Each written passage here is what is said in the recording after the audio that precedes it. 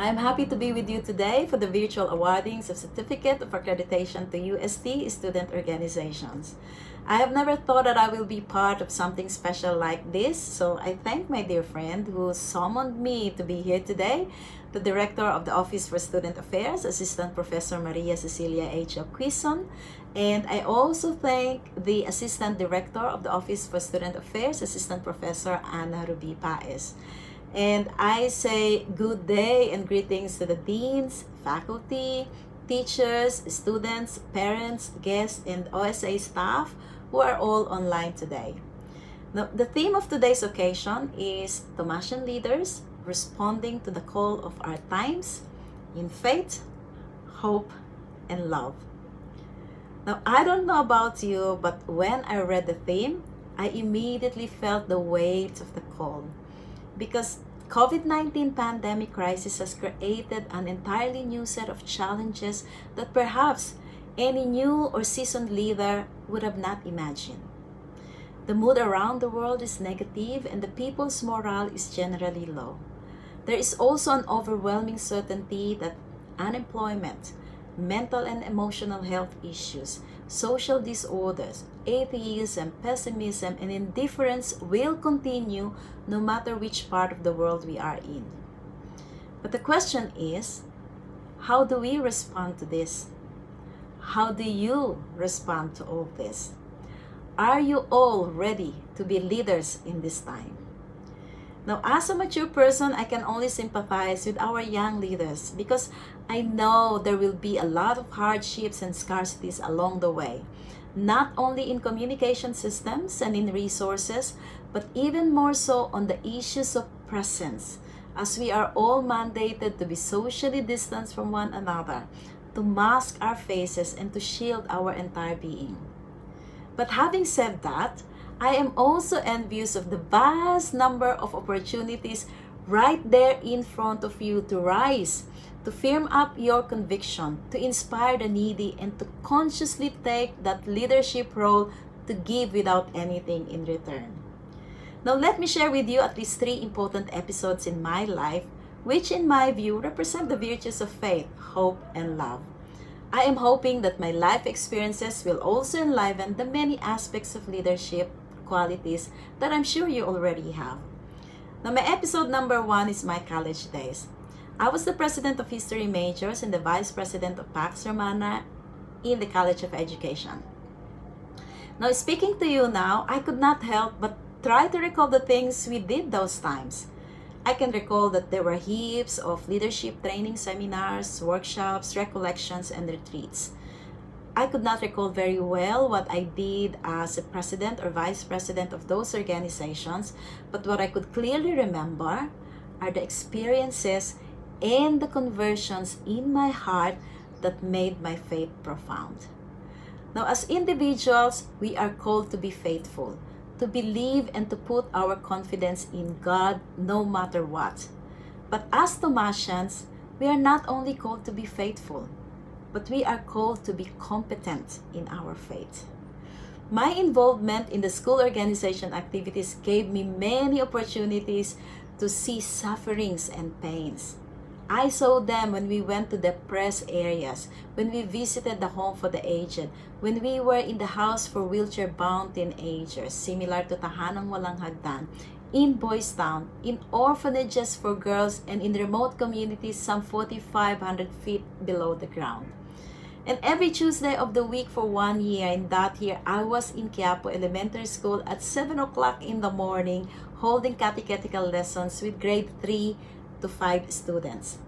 I started with 5 students, and then a few weeks later, we were able to gather more students, and then later on in mid-year, I almost had the classroom filled with around 40 students. But most of those kids didn't even have their breakfast before coming to school. And a lot of them came from seriously disturbed families. There were times that I wanted to stop, as I had my own baggages too, because it was also during that time that my parents were separating. It was also those times when I didn't even know whether I could get promissory notes to be able to sit in my preliminary and final exams. It was not easy to see these kids every week, but it was even harder for me to leave them because they have become my source of strength, my belief that God could turn things around for us. Yes, I got an award for being one of the most outstanding catechists in that year, but that is not what mattered most. What mattered most was the empathy that I developed over time and the realization that sufferings, pains, and sadness can be compatible with our faith. If we believe that God is with us no matter what and make it as our conviction to carry in and outside of our university and beyond the school days and across the borders of our country, we then become leaders of our faith. And so for you, do not run away from sufferings and pains. Take them as opportunities to exercise your faith. Use your organization. Expose and immerse yourselves to the experiences or to the life experiences, no matter how heartbreaking they can be. Don't get exhausted. Bawal po tayong mapagod. Bawal din tayong magsara ng mata because it is in constant witnessing and positive action that we become competent in our faith. Now, my episode number 2 is my digital endeavors in 2020. Now, in your lifetime, you will probably meet a mentor who will inspire you to look forward to the future. I have met one of mine in USD, and that's Professor Evelyn Songko. We have a lot of thoughts and exchanges over the years, but one that resonates to me today is the line that she said to me when I was a student.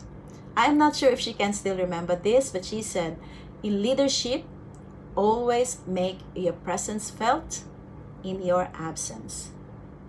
Always make your presence felt in your absence.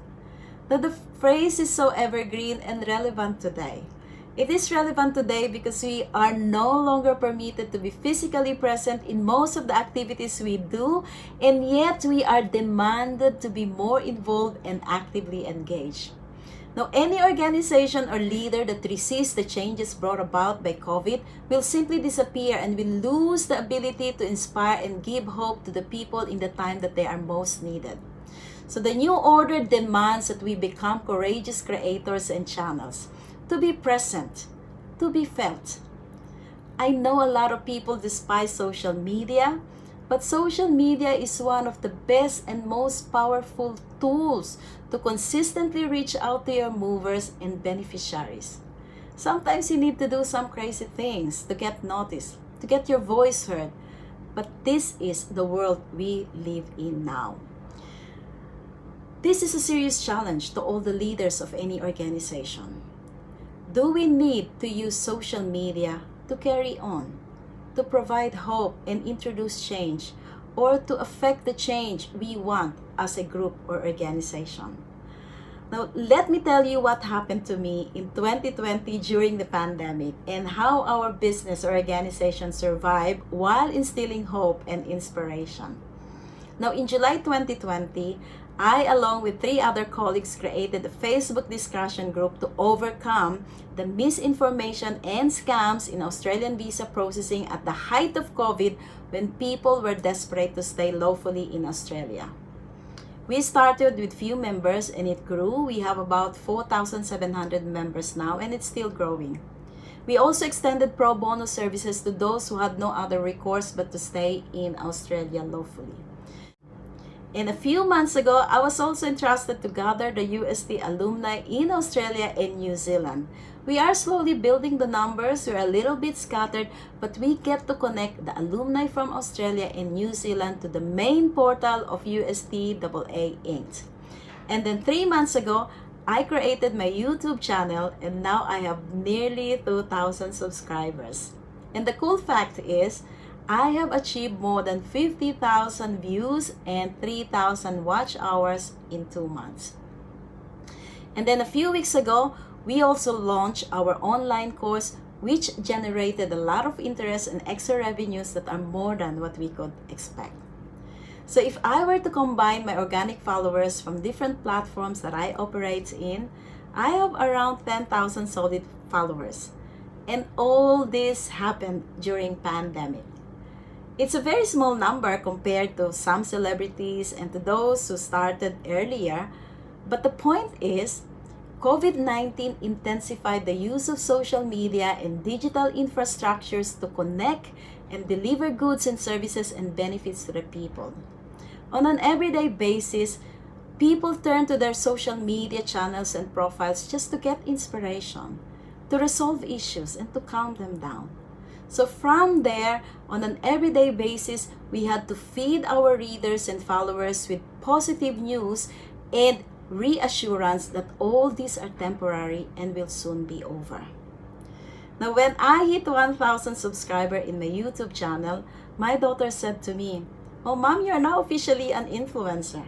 And I said, "Huh? What does that mean?" Well, she said, "That means people are following you and they're listening to what you have to say." Now, indeed, it's true, because almost immediately after its launching, we were bombarded with thank you and appreciation messages.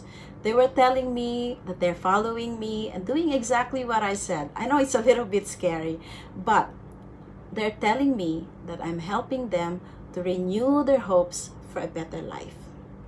Now, have I made my presence felt despite the temporary closures of our physical offices? I think yes, I did. But should I call myself a leader because of the things that I've done in the last 10 months? Probably not. Because presence in social media is not the end of it all. The content you put out on your social media are channels, whether individual or organization, that can give hope. It is like a dose of fresh air for the members of your organization and your beneficiaries to start to believe that something is happening and that something good will eventually happen.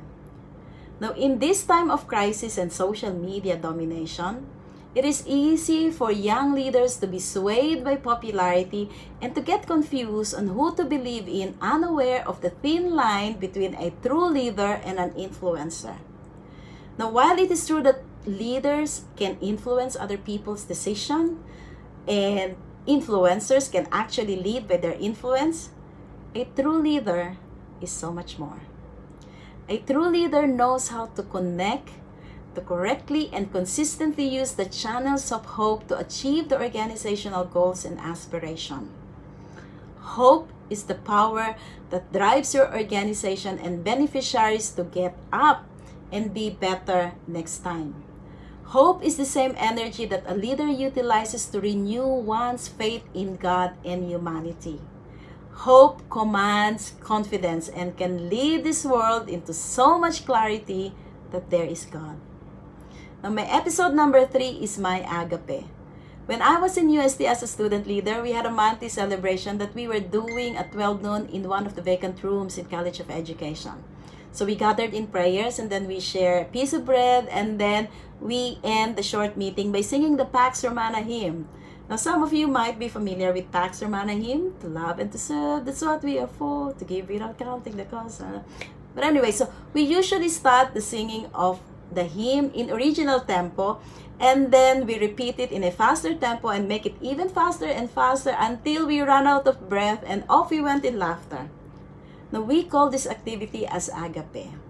Now, Agape is a very symbolic activity as it affirms the kind of love we have and why we love the way we do. So, Agape is a self-sacrificing love that is driven by sense of duty and selflessness. As Thomasians, we are not called just to love, but we are asked to be consciously loving one another. Now, in this time of crisis, leaders are called not to lead and be steps away from their group, not to be consumed by the need to be loved, and not to be idle and wait for the things to get back to normal.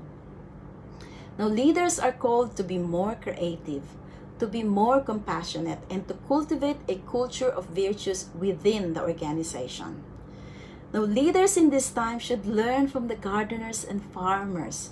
When resources are scarce, you will try to do cuttings or propagate instead of buying. And you will keep the waste to produce compost. And you will water and provide sunlight and fertilizer to your plants as necessary. And you will check on them every day in the hope that one day you see them bloom. And what is that telling us? It is telling us that it is the little thing that you do every single day that counts. Now, a farmer loves his crops. A gardener is devoted to her plants, and so you must to your organization. Now, to love your organization requires a commitment, a dedication. Love is a devotion. But this can all happen with one important element, and that's the element of time. So you see, love is time, and time is precious. Time is the best charity you can ever give to your organization. Now, with young leaders, I understand that technologies seem to be dictating how and when things need to be done. Cultivating a culture of virtues in a virtual world is challenging. Like farmers and gardeners, you will need to find time to make a genuine effort to understand each other, to listen, to get a deep sense of wonder and curiosity about the people you work with, to be accepting of the flaws of each other and capitalize on the strengths. And most importantly, you have to be very courageous to carry an honest conversation with one another. Because if the virtual world persists, we would not know what's behind the screen. So Thomasian leaders, for your recognition and accreditation tonight, congratulations! These are achievements that you can carry with you for the rest of your life. And you will have great photos on Facebook and Instagram, Snapchat, or TikTok, or whatnot. But as you go, please remember that what will matter tomorrow are the little things and the big steps that you will competently, consistently, and consciously do out of your Thomasian's faith, hope, and love. Thank you, and you have a good day.